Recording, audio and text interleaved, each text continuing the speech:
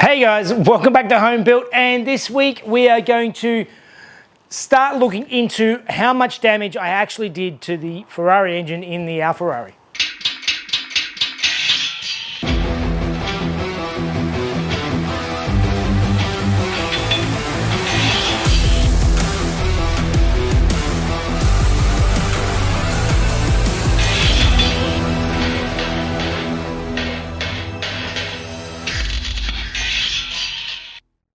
Alright guys, welcome back, and if you were watching last week, you will have seen that I had a very nasty failure on the Alfarrari. If you missed it, I'll put a link up above so you can catch up, and please think about subscribing and all that sort of thing. It really helps the channel out, and a big thank you to all the new patrons who joined on to join in my misery of, yes, the sad fate of this Ferrari engine. So what actually happened? Well, that we're going to work out today, but my theory as of now, I watched that video back multiple times, and if you can listen to the exhaust note in the background, you can hear that it's running nicely on all 8 cylinders, even while it's making all that rattling sound. What is that? Oh, whoa, whoa, whoa, whoa, whoa, whoa.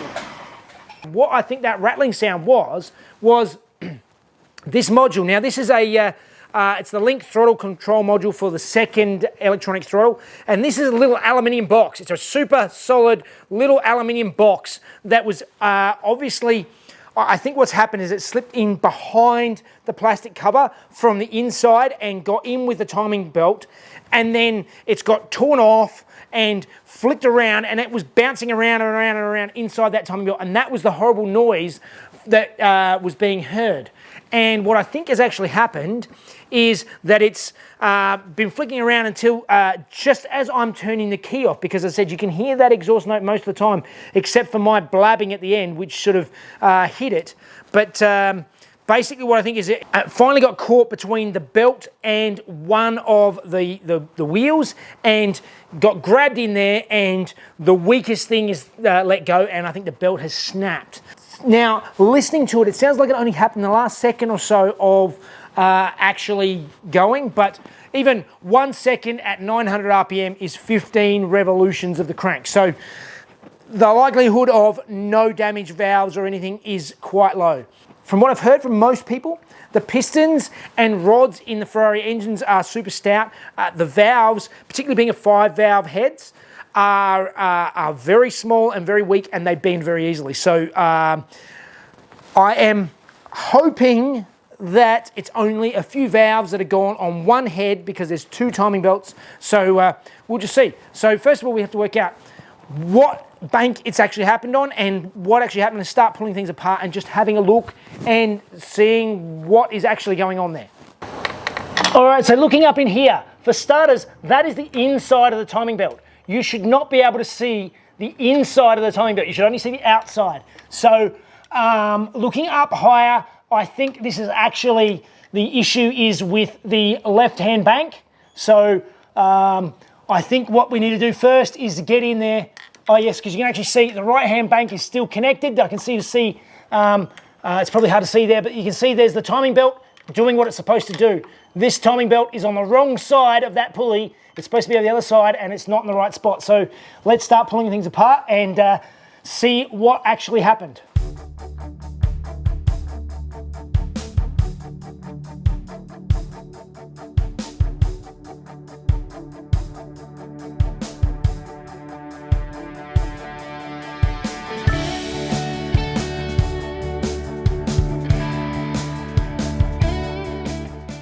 All right, so you can see we have the plastic cover on here. What has actually happened, and you can actually see if you have a look down here, behind this plastic cover, it's all open. I can reach through there. I can feel a piece of a timing belt there. Oh, there may actually be some timing belt left on there. That could be good news. Oh, let's pull this cover off. We could be really lucky. Wow. Oh. Oh. Oh.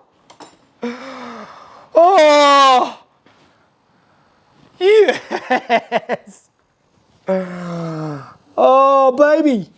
I think I might be the luckiest man on earth. I still have to check if everything's still in timing because I haven't got this off completely. I've got to pull the front cam belt off, but there is still a piece of belt connected, which means that it's potentially still in time, which is why it was still running. It's shredded part of the belt, most of the belt. Oh, I might be lucky. I might be lucky.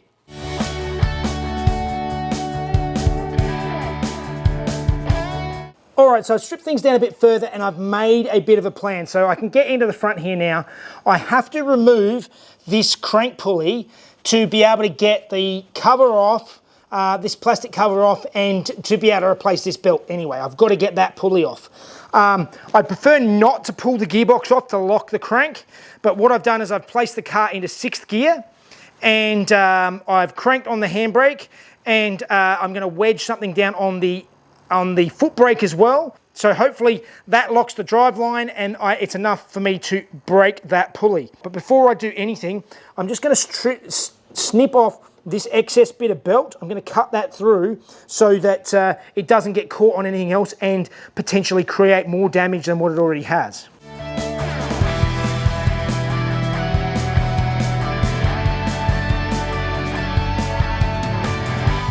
All right, so now I've cut a bit of the belt away and I can actually see my timing marks, and I can actually see this mark here is normally where it sits at top dead center, and it's there's the corresponding one there, and you can even see these two marks on the faces there. They were designed to be in line with each other. I think that what I need to do is I need to turn this over because it's only got to go a tiny little bit further until it gets to top dead center. I'm going to turn it over by hand very, very carefully. And I'm going to crank it over by hand very carefully and bring this up to top dead center. Then I know my cams are actually in time. I'm going to pull this cover as well. I'm going to pull the crank bolt and double check that this cam is all at top dead center as well. Oh, I think I might actually be okay. Oh, wow.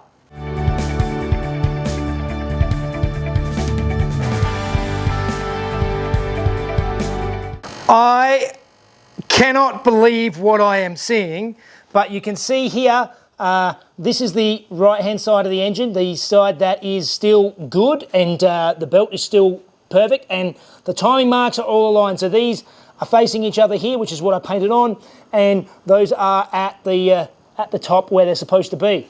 And this side is the same. These are the top, they're facing each other, like, it hasn't gone out of time. That little bit of belt, that precious little bit of belt has done what it's supposed to do, and it's kept the engine in time exactly where it's supposed to be. Wow.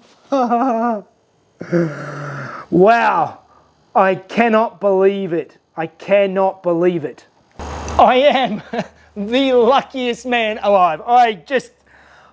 I can't believe that. Like, you can see where it snapped the belt, because obviously that exactly what I thought. That little module was flinging around and got wedged into one of the teeth somewhere and just gone snap.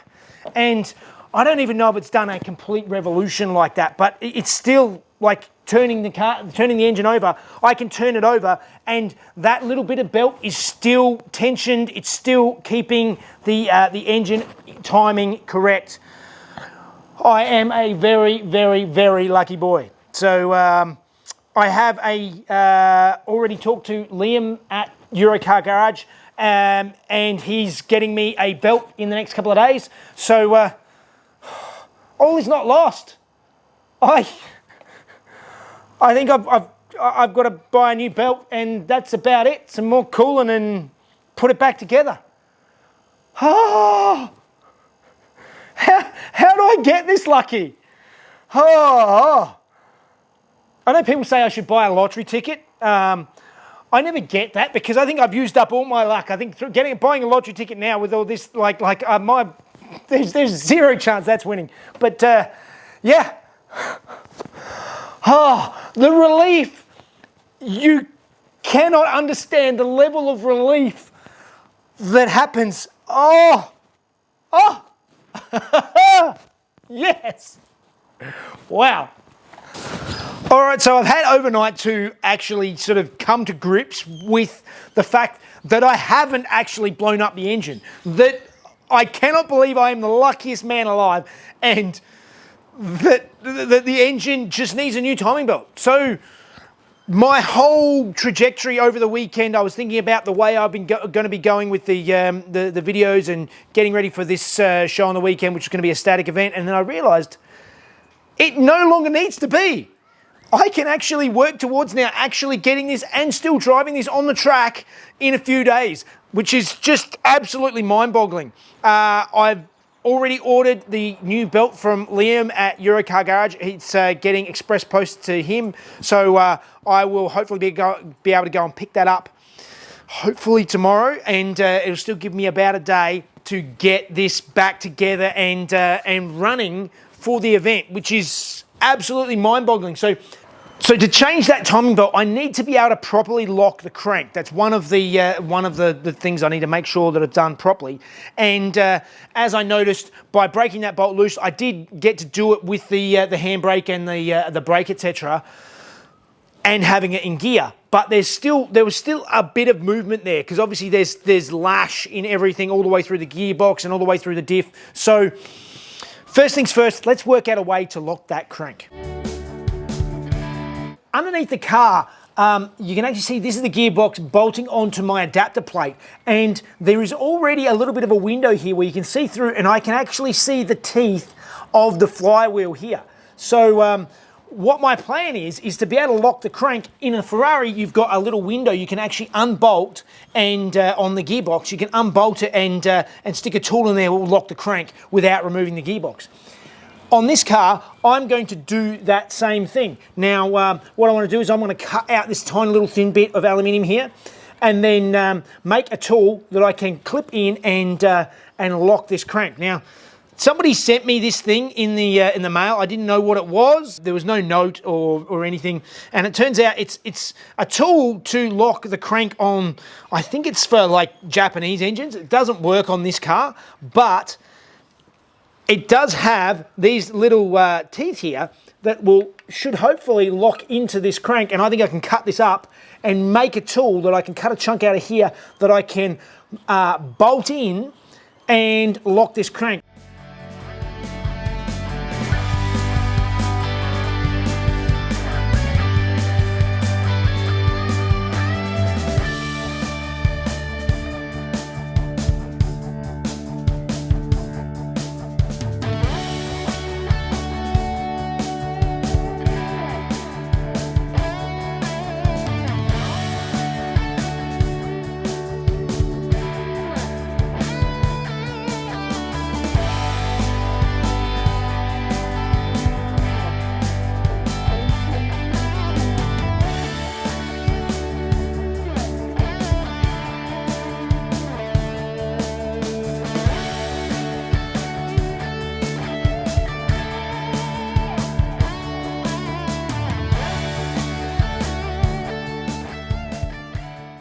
All right, so I have my little locking plate here, and I just quickly tacked it on the back, and I'm going to TIG it all together so that it's nice and solid, and that bolting in should lock everything down, and then when I'm finished with that, I made up a second little piece to be a cover plate.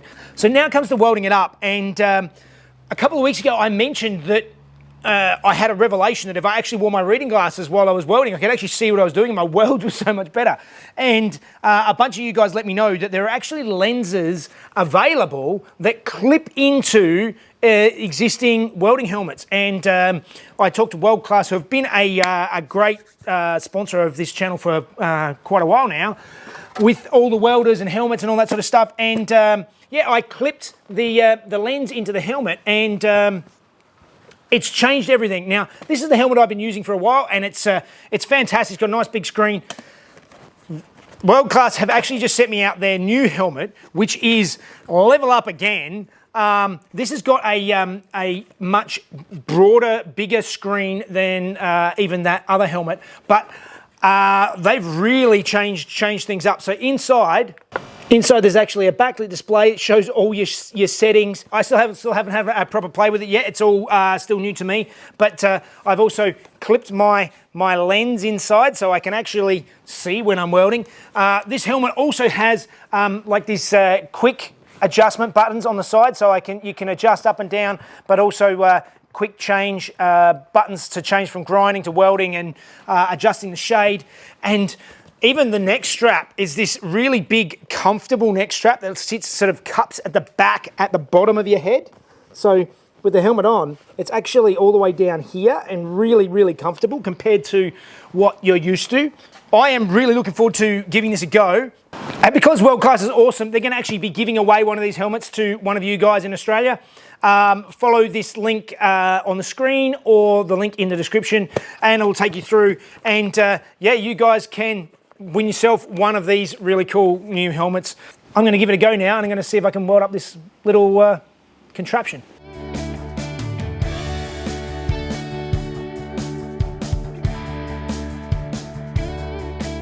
All right, and I am really happy with that. That is going to do the job quite nicely, and we have a way to lock the crank without having to pull the gearbox off every time. That is going to be a really handy tool, and now I've got a cover plate to put on there for the rest of the time.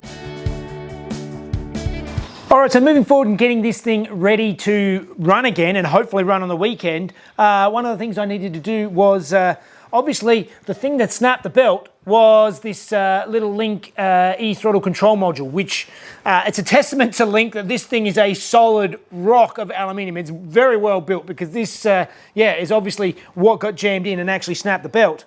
And I don't know how I have this sort of luck, but the only thing, for some reason, Link, when they first sent me the ECU, actually doubled up and sent me 2 of these throttle control modules, and so I have a spare right here.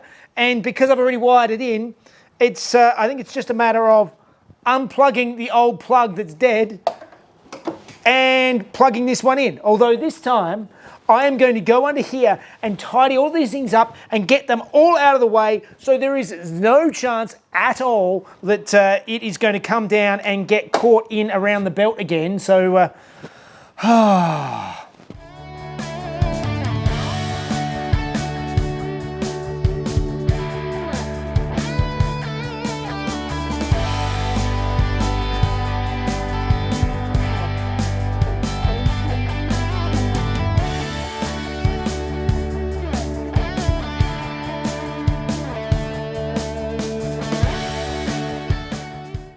all right, interior is back together now. I still need to do more work on this later. It's not sitting as flush and as nice as I would like, but it's not too bad. It is going to do for the weekend. Next thing I need to add to the car is a fire extinguisher. So I need to have a look now and see if I can make a mount that'll sit down. I'm sort of hoping it'll sit down here and sort of in front of the seat.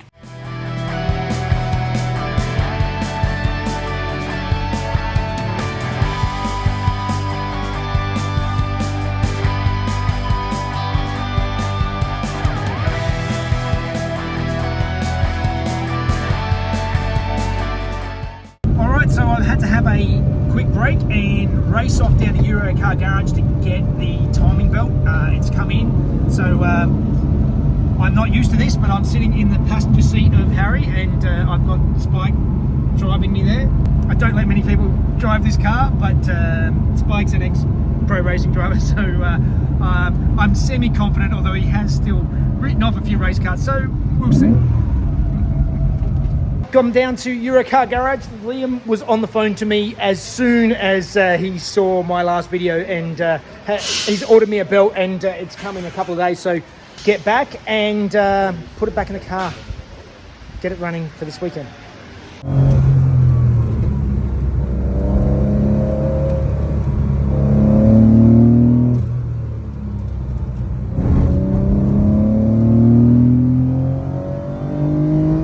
I'm back with the new belt, and thankfully there's a nice fun road between myself and Eurocar Garage that I got to at least have a little bit of midweek fun and de-stress on, which is good. So now we're going to replace this belt with a brand new Ferrari belt. And I'm only replacing the one belt because, as most of you know, I only just replaced the belts. They're all brand new anyway.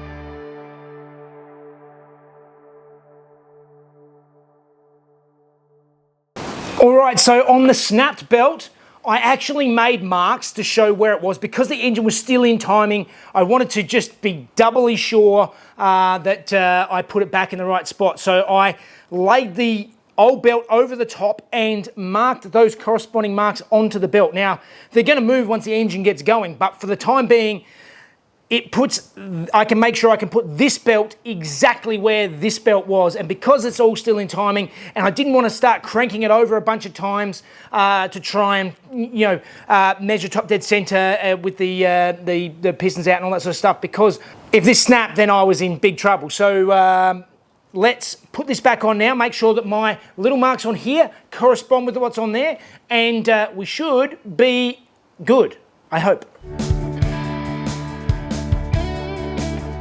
So you can see here, I've put the belt on, and my little marks that I put on the belt are lining up with the timing marks, and that's what I copied onto the old belt. And same down here, I just added another random mark to show on there. You can also see the dent, which is obviously where the module came in and dented the outside of that pulley. And that's where it snapped the old belt. All right, the belt's in, and I've gone through and checked to make sure that there's the correct gap on the tensioner.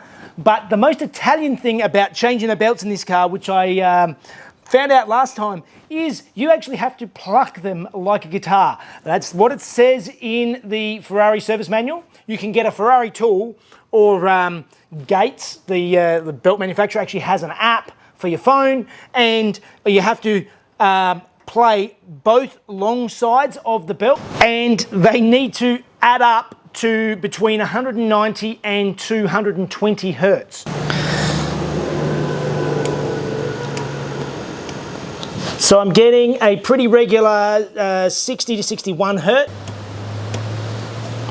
I'm getting roughly 112 hertz average on the bottom. So I am slightly too loose. I need to tighten it up and get that frequency up a little bit higher. So the belt is tensioned to Ferrari specs. So it's the moment of truth. Crank it over and make sure we're not touching anywhere.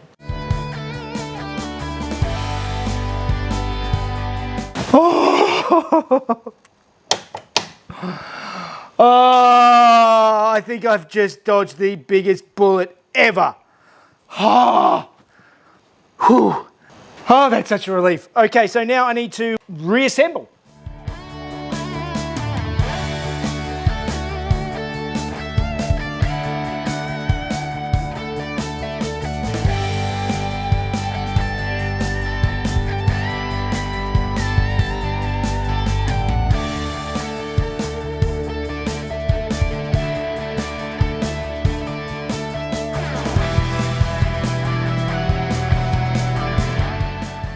All right, it's the moment of truth. I haven't put coolant in it, but I'm just thinking it's not worth wasting coolant into the car if it's not going to work. So everything's bolted up, it's ready to go.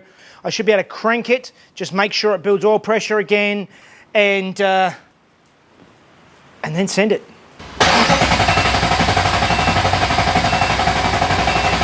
Sounds like it's got compression. We're making oil pressure. Fuel pump fuse is back in. Let's give it a go. Yes!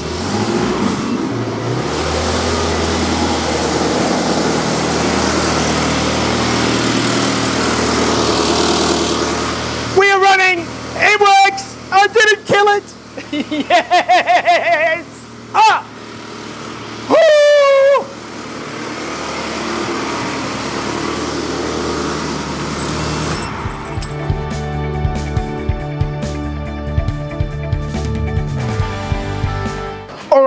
it's running, and the last few times I've driven, I've noticed it's had an exhaust leak. So I've just had a look. I think I've discovered the exhaust leak, and there's another thing that I want to do to the exhaust before I actually run it this weekend. So I'm going to drop the exhaust now before I do the full temp runs and everything, because it's cold, and yeah, it's much easier to deal with a colder exhaust. So I'm going to take the exhaust off now, and let's fix that up. The next thing I want to tackle is this. So this X-pipe. I put this in the car for a couple of reasons. One of the big reasons was the fact that it is the narrowest part of the car, and I had to sort of tuck up underneath, so it had to be tight like this. But I think it's really affecting the sound of the car. It's not sounding like a Ferrari, and I learned after I put this in that apparently on cross-plane crank engines, this is a really good idea. But on flat-plane crank engines, it's not. You should keep two separate exhausts the whole way. So my method for fixing this, I think, is going to be to brace this either side. I'm going to cut out the join, slip a piece of stainless steel in there, and then weld it up so that this is in two sections. There is a little bit of volume that I'm going to be cutting down on, but I'm not overly concerned about that. I did watch the Engine Masters did a look at denting headers to see how much difference it made, and they had to almost crush the pipe before it actually made a big restriction.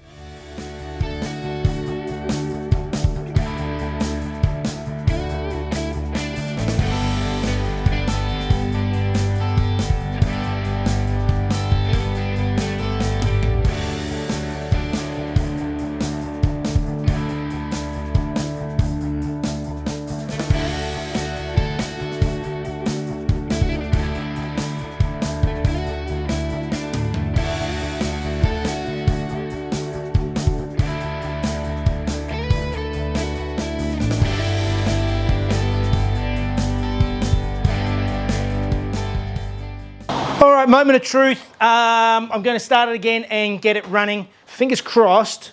It starts, it runs, it sounds better, and we also need to see if it keeps cool.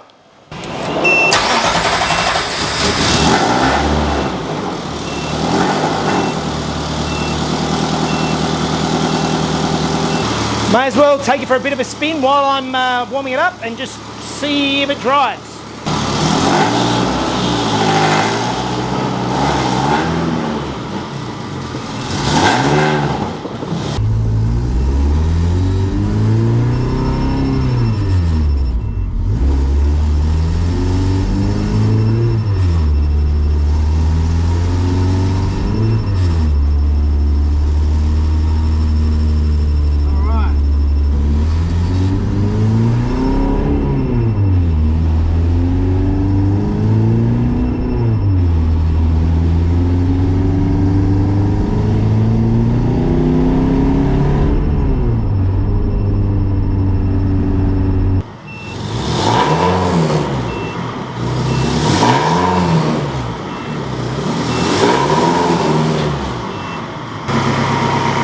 We just took it for a run. There's a little bit of smoke coming out of here, but I think it's just oil burning off of the exhaust.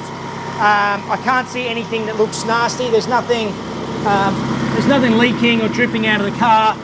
So yeah, I think it's just a little bit of excess oil. Okay, fans just kicked in. Oh, we're leaking coolant. For now, with the coolant leak, I'm going to call it that. It's holding steady at 83 at idle. So. All right, well, overall, it runs, it drives. There are definitely things I need to fix. That little drive showed me a couple of things, because I haven't really used it much besides moving it around. The steering is far too slow. So at the moment, you have to put in a whole heap of lock to do anything. Yeah, there's an issue there that I'm going to have to resolve somehow, and I'm not sure how I'm going to do that easily. Yeah, I may need to do a whole revision of the steering, which is going to be quite a complicated process. I may have to make up custom actual steering arms, which is going to be quite difficult to get that engineered and approved. But at the moment is it just takes too much lock to go anywhere. Like it works, but it's just not good enough. I've got a coolant leak. I'll track that down, and it's probably a loose hose. I'll tighten that up. It's just on the bottom of the radiator here. But it runs, it drives, it does car things. The engine is not dead. It's been a week now, but I'm still like absolutely shocked that it actually runs and drives. Heating, it seems to be staying on top of it. It's actually quite a warm day today. It's currently 30 degrees. So even in 30-degree heat, it was holding it steady with the fans on at 83 degrees. Okay, that's not as good as what I would like, but we'll take it for now. It's obviously low on coolant and things like that as well. So I think that's a win. I think opening up that under tray made a huge difference. Even when the fans kicked in, I could actually see the dust kick up off the ground, that there's actually flow coming through the radiators. So hopefully I've seen some of you at Project Supercars Festival of Speed this weekend. I'm hoping to get out there and actually get this on the track, even if it's just some light rips. It's still in the testing phase. I'm still not, it's still not a fully functioning car as yet, but hopefully you'll join me for that. But now I think it's time for Fun Facts with Mrs. Jeff.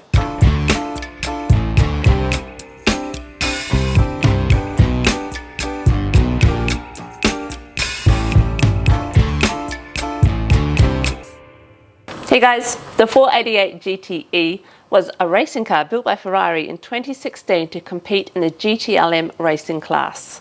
In 2017, it saw some success, winning both manufacturers and drivers titles in the FIA World Endurance Championship. In 2018, the car was upgraded to be called the 488 GTE Evo. The 488 GTE Evo went on to win the LMGTE Pro Class in the 2019 24 Hours of Le Mans with the number 51 AF Corsa car. The 488 GT3, which is visually very difficult to distinguish from the GTE, is built to the GT3 rules. The GT3 has over 100 horsepower more than the GTE, making around 600 horsepower, but has less aero, so actually laps 2 to 3 seconds slower than the GTE. The 488 GT3 won the 2017 Bathurst 12-hour. In 2020, Ferrari announced the 488 GT3 Evo, which went on to win the 2021 24 Hours of Spa. All right, so I am the luckiest person alive. It's official. This belt is going to take pride of place up on the wall. That this tiny little bit of belt saved my bacon. And I'm so relieved. Yeah. Hopefully I've met some of you at Festival of Speed. Fingers crossed it all goes nicely. I get to actually drive the car in a little bit of anger, give it a little bit of a rip. So, we'll just see how it goes. Like, subscribe. Thank you so much for all the supportive comments. It was very hard. Thank you, everybody, again. Like, everybody was so supportive. Like, I was very, it was sad. very sad. Very sad. Low moment last week. Yes. When I thought I'd killed this engine. And, such a relief when I actually found out that it's still okay. And it runs, it's driving, it's working. It's such a turnaround from the lows to the highs. It's crazy. From great despair to great joy. Yes. Yeah. So thank you again, everyone. Thank you so much. All right. Like, subscribe. You want to help Jeff out. Patron if you see the videos a day early as well. And we'll see you next time. Yeah. See you guys. Bye, guys. The GTLM. Yes. Racing class.